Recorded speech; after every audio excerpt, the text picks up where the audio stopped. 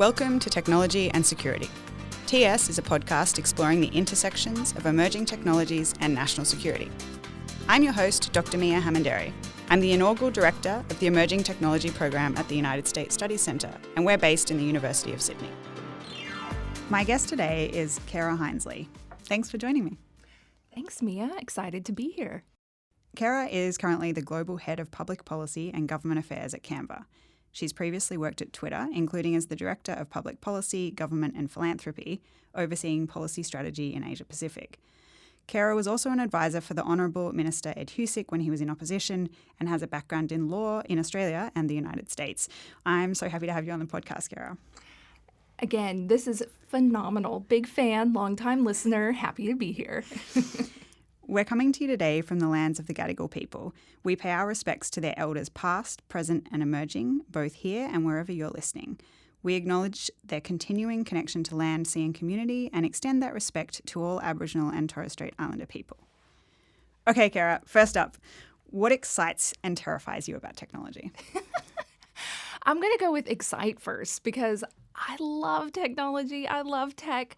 Whenever I got the chance to start working in a portfolio when I first moved to Australia about 13 years ago in tech, I was like, oh my gosh, I've made it. This is fantastic. So for me, I'm actually really excited about the direction that things are headed. I've been really lucky to work a lot on some of the nascent AI regulation and participating in a lot of the government consultations that are going on. I know that there's a lot of concern, and I would definitely acknowledge that there's going to be some really thorny issues of intersection around safety, around compliance, around just overall use. It's going to change how we're able to work and interact with each other. But that being said, I'm really lucky to work at a company like Canva that's doing a lot of really thoughtful work on how it will be integrated into people's lives, how it's really going to put humans at the center of things and really just act as a tool. So it'll be like we're the composers and AI is just the thing that like helps us hit the right notes.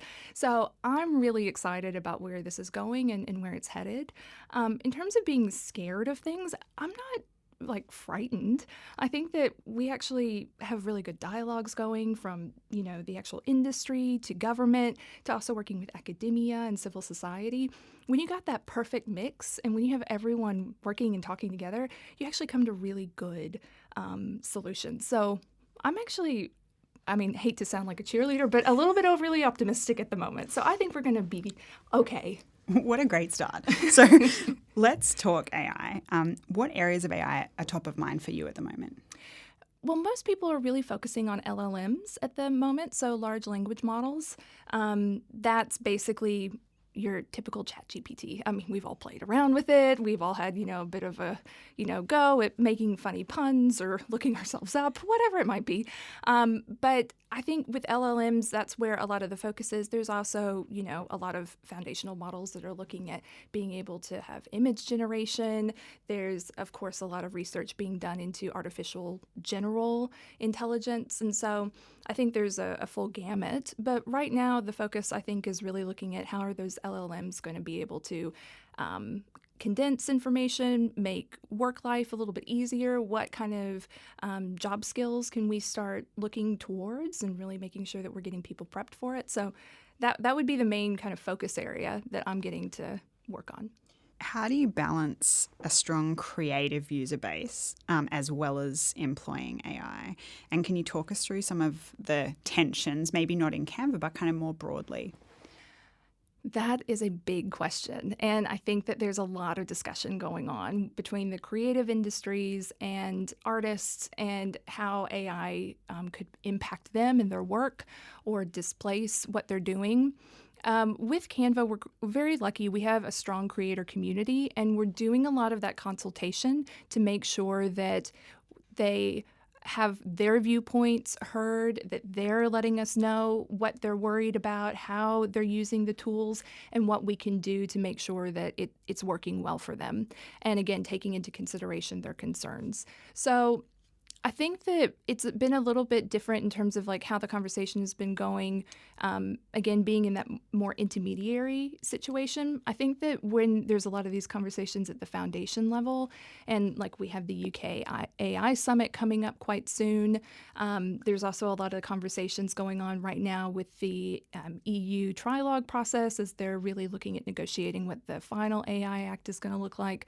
I think that that's where we're going to get into the nuts and bolts of what does it mean for actually just ownership? Like a lot of conversations are going around with copyright and with fair use or fair dealing, what that looks like for training data, not to mention even the output. So right now we've seen a lot of court cases coming through the US that have basically said anything that has an AI tool used to generate like an image or something, that it's not eligible for copyright because, there's this basic copyright tenet in the law that you need to have human originality, you need to have human creativity, that it has to be a human output. And I'd actually start to hazard the guess that there's a lot of people that would actually dispute that and say there's a lot of human interactivity that's going into this, and that I think we could even get into the whole discussion around prompt engineering and what that starts to mean. But I think that we're going to start to see the law have to kind of tweak and look at, okay, well, whenever we had cameras, for instance, there was a lot of these conversations about, could this be copyrighted? It's, a photo. It's not something you drew or painted. But then they started to say, well, actually, when you're setting up the camera and you start to figure out what you see through the viewfinder, and then you start to envision what that photo is going to look like, then that's something that you created. That's Absolutely. Something that I'm so happy that you went here so quickly, Hera, because one of the questions I had was I want to talk about the use of art in AI, and I guess what are some of the conversations to support artists and creators and protect their IP, but equally enable them to use AI tools, noting they're often trained on existing design and artwork. But at the same time, this is a really complex question about where is human engagement with art. Whenever you're looking at art, I think that there's a big question that's starting to come through in the context of the AI conversation, where you're looking at where does something become derivative or even copying, or where is it just influencing? And you hear when you're talking to a lot of artists that they will talk about artists that mentored them, or they saw something that influenced them.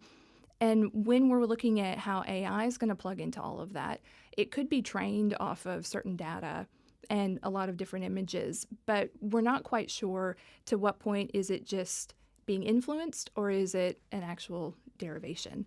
So I think that these are things that are continuing to kind of come through. I think that these are bigger topics that we need to really unpack to try to figure out, how does this all come through with the neural networks, with all the weighting and freighting that goes on behind the scenes? And this is something I don't think I have the answer here, but definitely I'm very interested to see how it plays out. All right, so you've gone there. 2023 has already been huge in the tech policy and regulation space. What are the key issues that you're thinking about from an Australian and global perspective? In Australia, we're really thinking about, what is the AI regulation going to look like?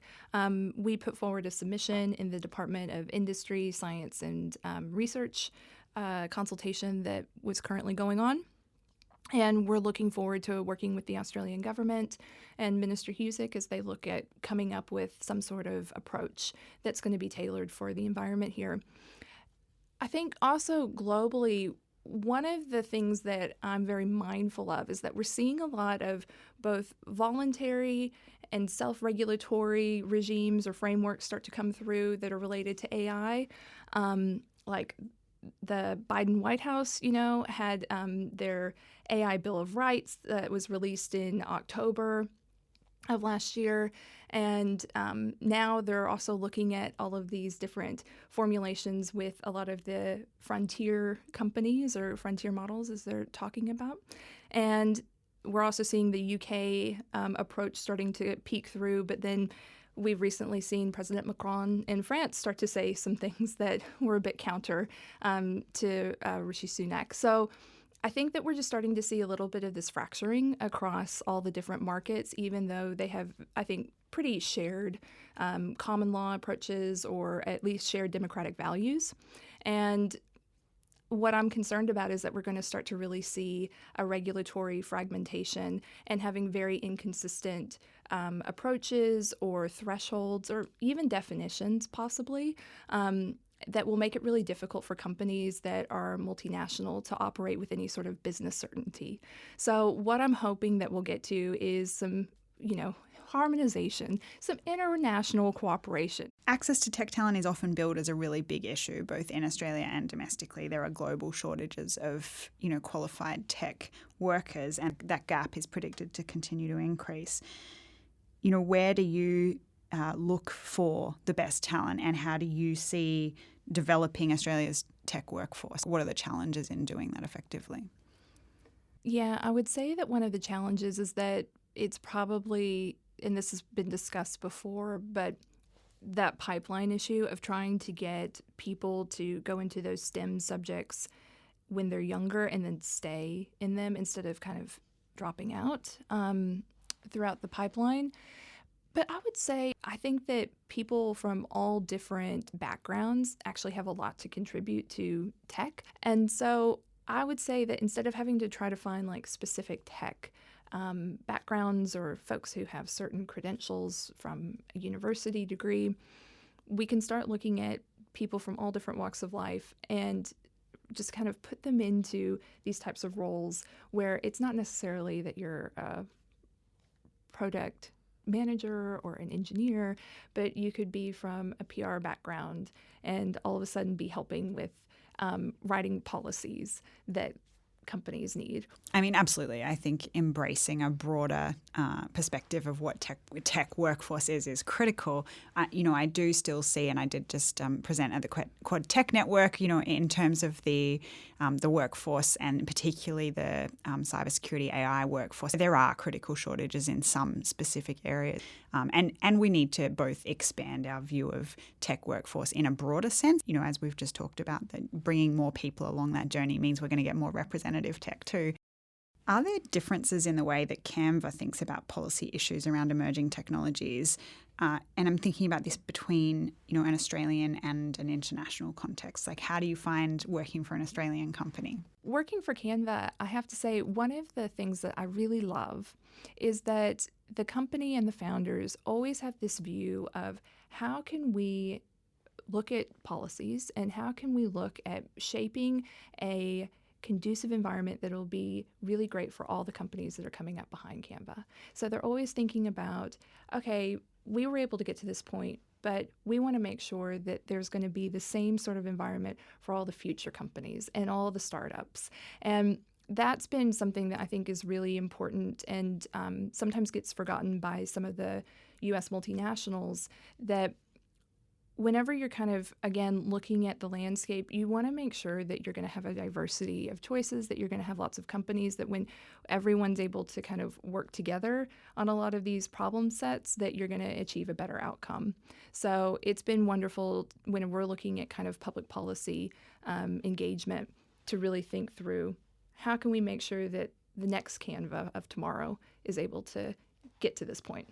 You were a former advisor to the now Minister for Industry and Science, the Honourable Ed Husic, during his time as Shadow Parliamentary Secretary to the Leader of the Opposition, assisting with digital innovation. What did you learn from that experience that was subsequently really valuable in your roles at Twitter and now at Canva? I was really lucky whenever I worked for the minister's office when he was in opposition, because I actually learned how to do a lot of things all at the same time. I became a very effective Jill of all trades, pretty much. So I was used to having to be across issues ranging from, I remember, tax and employee share schemes to, skills and migration, to grappling with what was going on in the digital economy, working with him during the pricing IT inquiry. It was a range of everything. And so it helped me become very well acquainted with what was happening on a federal level in Australia, as well as being able to take my background as a lawyer in the United States and really start to see where there are commonalities, but where there were also key differences. And being able to grapple with what it looked like to help build out legislation or figure out what self-regulatory frameworks could look like, and then working with industry and how that actually is like the magic sauce in terms of you can create all these great ideas in a vacuum, but in practicality, if they're not going to work for the business environment that you're in, it's not going to work.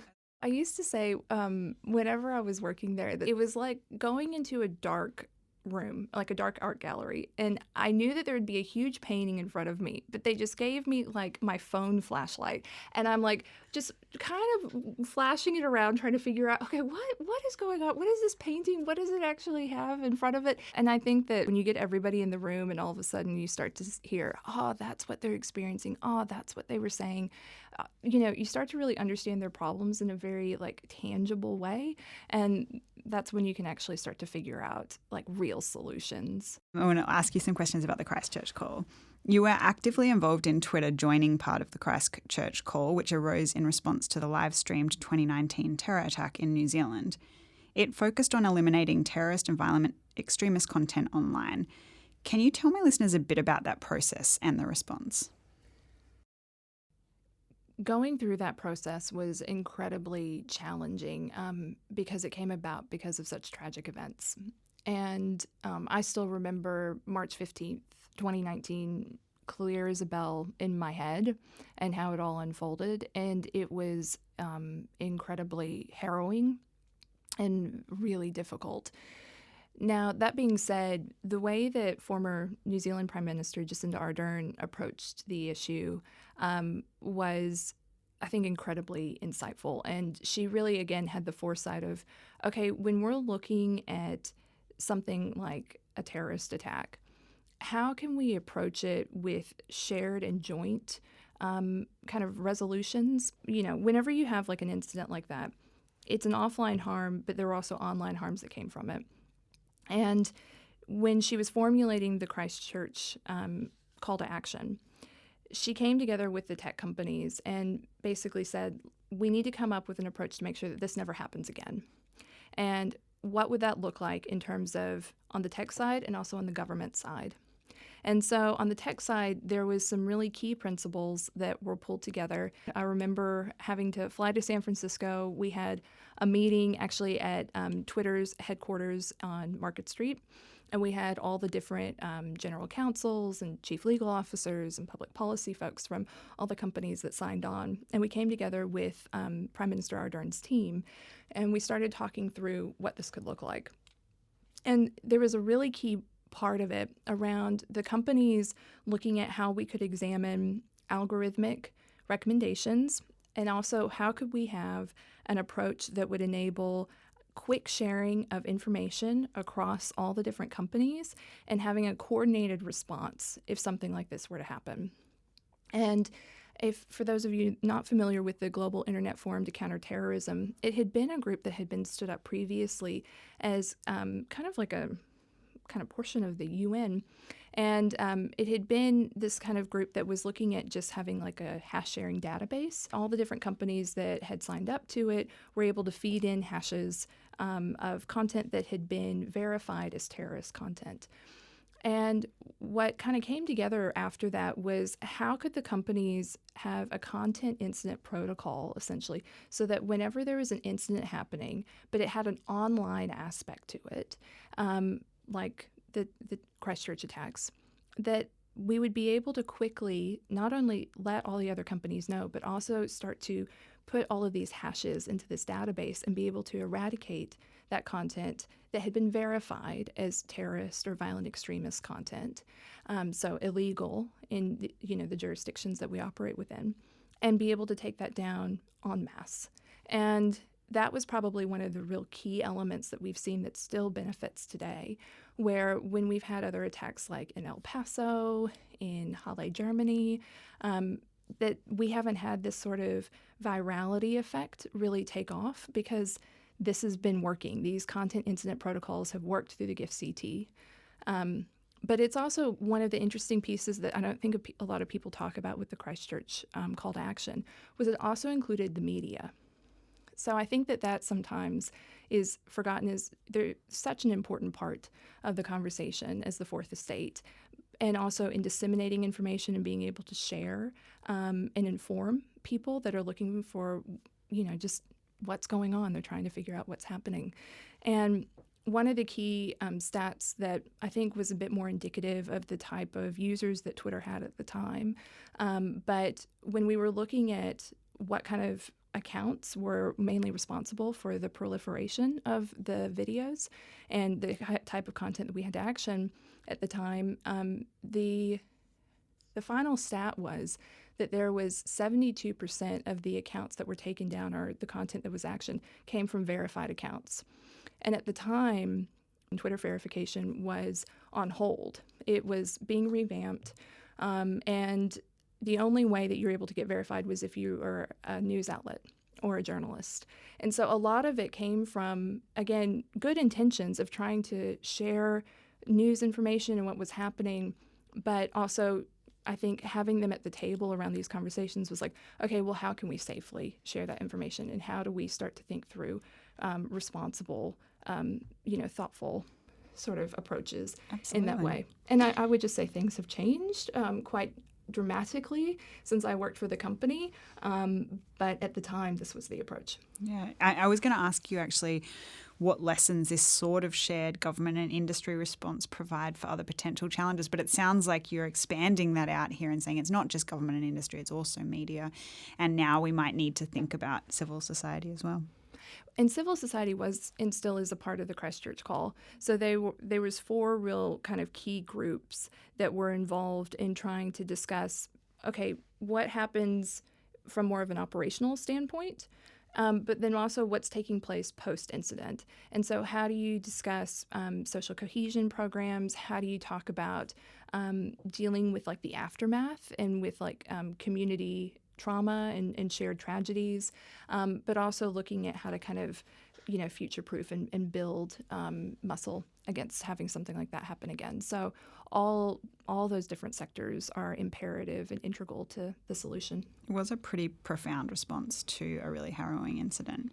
Well, I would say that it was really unique in the fact that it was led by a government that was trying to look at an approach that was very holistic and not looking at as a carrot and stick approach, but how can we all move things together? Because I think sometimes people look at tech as like a really simple silver bullet solution, but you cannot have any sort of you can't have technological change fix things that are social problems. And when you're looking at these underlying issues that happen offline,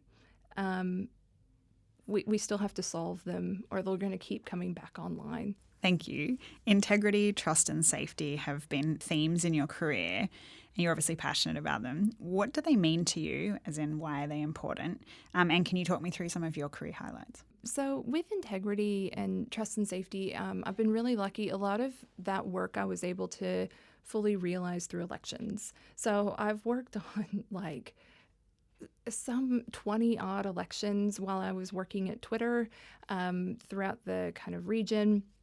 And then, of course, trust and safety work threads through all different policy kind of discussions and approaches. It's basically, I'd say trust and safety is very foundational to how we need to think through dealing with any sort of like content moderation or online experiences. Any sort of internet governance needs to have trust and safety at its core. The integrity piece, I think, is something that really came alive post-2016 U.S. presidential election. And typically, I'd say a lot of the companies really understood that it was incredibly important to look at elections, and they always were looking at it from like a participation event, but they started to realize that the misinformation and disinformation problems were something that really needed to have a different approach than I think previous internet issues that we discussed, like online safety and, abuse or harassment. And so as we started to transition into looking at elections as something that needed to be viewed as like a civic event instead of just kind of like, oh, let's all, tweet like, go vote or, something a little bit more lighthearted, it started to really focus again on how can we make sure that people are able to understand what's happening, what the timeline and when it's happening, and what they're expected to do. I was very lucky, for instance, like working in Australia. I was able to work with the Australian Electoral Commission, and having, again, experienced electoral processes and systems in the United States, I think that sometimes Australians don't realize how lucky we are to have the AEC here. The way that they are bipartisan, the way that they go about actually having the carriage of elections or even like referendums, which we have coming up. Like, it's very methodical. It's a very, safe, robust system of being able to just look after the roll, being able to get information out to people on how to vote. How do you feel about compulsory voting here? I have absolutely done a 180. When I came here, I thought that compulsory voting, I was like, it should be your right if you don't want to vote. Like, come on. I was a bit, kind of libertarian on that front. And then actually, as I have seen the national dialogue really ramp up and people clue in at these specific times where they know they're going to have to show up or at least get their name marked off. So they might as well, read a newspaper or, listen to a podcast or, maybe just have, the television on in the background during the news. Like, they do clue in. I think that Australians have a more heightened sense of what's going on in that civic field, and that they are a little bit more interested actually in like day-to-day politics than I feel like in the United States. A lot of folks that I talk to, at least, are starting to kind of take a step away, that they're finding it all really challenging in the current environment and with the polarized conversations to weigh in all the time or to try to stay across it. And so I find that the compulsory voting, I know, this controversial. Might be very controversial, but I'm a fan. And besides, come on, democracy sausage, like, hello, when? I know. It's like highlight of my Sunday or Saturday whenever we have those elections. So I'm going to talk a little bit about the information environment, and how do you see the differences between being an information dissemination platform like Twitter and a platform for the creation of content and design like Canva? How do these two different platforms, if you like, how do they impact our role in countering mis and disinformation and kind of creating a more resilient information environment? One of the things that I've really noticed is just what people come to the platform for. It's like, what is the platform's core competency and how are people using it? At Canva, like you said, people are coming to create. They're coming because they want to do something that's either professional or personal, but they're creating something that's for them. And they're getting to do it in a really beautiful, wonderful way. And with Twitter, it was all about serving the public conversation. It was all about trying to bring people together, often that have very differing viewpoints, and trying to share all of that information in a way that is not going to all implode into a dumpster fire. I think that it was always going to be really challenging to try to figure out how can you have healthy conversations in a space where we've seen, again, a lot of deterioration of our general political discourse, of a lot of polarization on, kind of key issues going through a global pandemic. Like, the world hasn't been an easy place to deal with for, the past few years for anyone. And one of the key things that I remember Twitter was trying to do with a nonprofit called Cortico back before the pandemic was trying to figure out what are the key indicators for a healthy conversation. And I remember that some of the key things that they were looking at were shared reality, shared attention, receptivity, and diversity of opinion.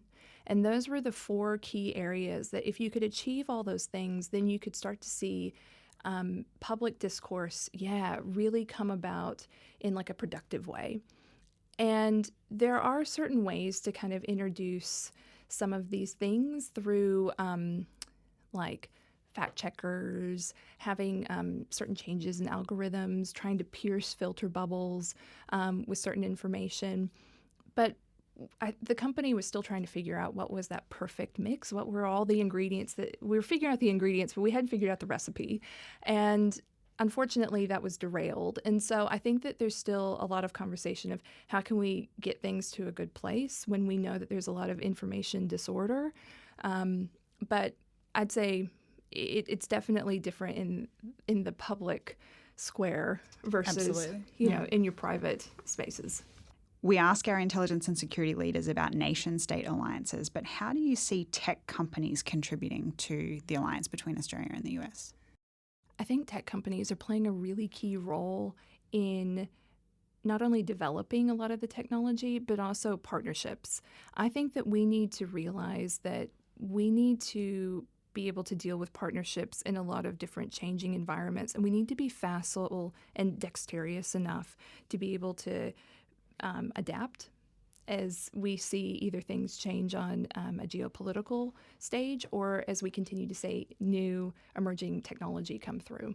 So I think the partnerships piece, both in the private sector and the public sector, is integral to success. What do you see as Australia's tech strengths as a nation? Australia is a place where a lot of products get tested out. Australia, early adopters, high market penetration. Australians also, they love watching video. Whenever I was at Twitter, video ads were a big deal, and Australia was consistently one of the top ranking countries to watch video on their phones. I don't know, maybe we're spending too much time stuck on trains or public transit, but yeah, Australians love video. So I think that it's a place where, again, because we see a lot of smartphones and a lot of early adopters, this is a great place to test stuff out.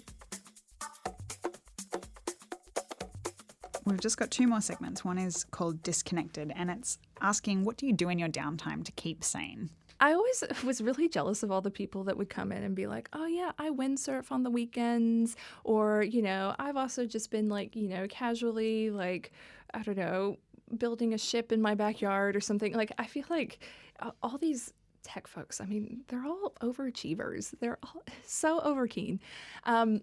So I don't have anything that exciting. You know what I like to do on my weekends? I like to binge watch TV, and I like to eat at really new, wonderful places. And so... Okay, so what's the most recent awesome restaurant you've eaten at? So this is actually not a fancy restaurant. This is just a really nice, cool, casual eatery. I don't know if you've ever had lox in a box. Okay, so I'm a big fan of, I miss delis. Whenever, before I moved here, I lived up in Connecticut and New York for 5 years. And so I got really used to deli culture and going to diners. And I used to have a law class that ended at 10 p.m. at night on a Wednesday. And I also have always worked while I've gone to school. I've put myself through school. And so I usually didn't get to eat dinner before this class. And 10 p.m., I'm starving. And I've only had stuff out of the vending machine. So we would go to this deli that was open 24 hours in New Haven. And they would have bagels and pickles and all this sort of stuff. Anyways, lox in a box. The first one was in North Bondi, but they've just opened one up in Marrickville. And it's a proper corner store. And they have the best babka that I have ever had in my life. And I've had Russ and Daughters, okay? I know good babka. Their babka is amazing. So we have a segment called Eyes and Ears, and it asks, what have you been reading, listening to, or watching lately that might be of interest to our audience? I have been reading a book called God, Human, Animal, Machine, and it's by Megan O'Giblin. And I'm halfway through, so nobody tell me the ending yet. But it's fascinating. She's talking a lot about AI, but also what does it mean to be human in a digital technology field, and also talking about a lot of the religious metaphors that come through with the way that we discuss the mind, the body, and also tech. Right now, she's just gone through a really beautiful discussion about having these comparisons to machines, and now it's kind of these digital comparisons, and so talking about, our bodies being hardware, our brains being software, and what that all looks like. And it's she basically said that all eternal questions have become engineering problems now. And so, anyways, I think that AI and the information systems have all really started to talk about the mind's relationship to the body, the question of free will, and what it'll all look like as we continue to grapple with all of the emerging technology that's coming at us. So this book is very interesting. I did have a question about, you know, saying you've worked in multiple countries in tech and security, and are there things we can learn from each other, particularly from a cultural and diversity perspective? One of the key things that I think that it would be good for us to learn how to do is how to disagree without offending each other. I think it would be incredible if we were able to figure out and become more comfortable with ways to have a healthy debate. Having worked with a lot of folks, especially in like a lot of European countries, like some of my counterparts in France or Germany, they're a lot more comfortable sometimes coming forward and saying, I have a counter view to what you're saying, or I don't agree, but we're able to kind of have the back and forth without it being personal. And it would be really incredible, I think, if we were able to start thinking through how to have civil discourse and move back into a space where we feel comfortable with disagreement. I think I was raised in the South. I'm from Dallas, Texas, originally, and there was always this saying that you don't talk about politics and you don't talk about religion at the dinner table. And to the point, like, it does really help, I think, sometimes when you have sensitive issues that are deeply personal, if you just don't talk about them, then you don't ever have to deal with the tension. But at the same time, then you never really learn how to ever talk about the tough stuff. And I wish that we could get back to a space where we could start to figure out what does civil discourse look like in our society. You know, you mentioned that research about things that create a healthy conversation, and, you know, as we start to come together more as a policy community trying to deal with, you know, tech companies, with government, with, you know, academia, you know, how can we bring these threads to try and create something where we can create a healthier conversation? You know, how can we bring the existing research, the knowledge of the algorithms, you know, the understanding of regulation together to try and actually solve some of these problems? I think that's my hope for like 2023, 2024. Yeah, I agree with you. I think that most of the time people just need to feel valued and they need to feel safe. And if you have those two elements, then they're willing to have the conversation, even if you're not agreeing. I hope that we can get to that spot where people will feel that psychological safety. They'll feel vulnerable enough to open up with each other across the dinner table, and that they know that their opinions are valued, even if they're not always the same. Yeah, that's a really aspirational and beautiful place to leave it. Thank you so much for joining me. Thanks, Mia. Thanks for listening to Technology and Security. I've been your host, Dr Miah Hammond-Errey. I'm the inaugural director of the Emerging Tech program at the United States Studies Centre, based at the University of Sydney. If there was a moment you enjoyed today or a question you have about the show, feel free to tweet me at MIAH_HE or send an email to the address in the show notes. You can find out more about the work we do on our website, also linked in the show notes. We hope you enjoy this episode, and we'll see you soon.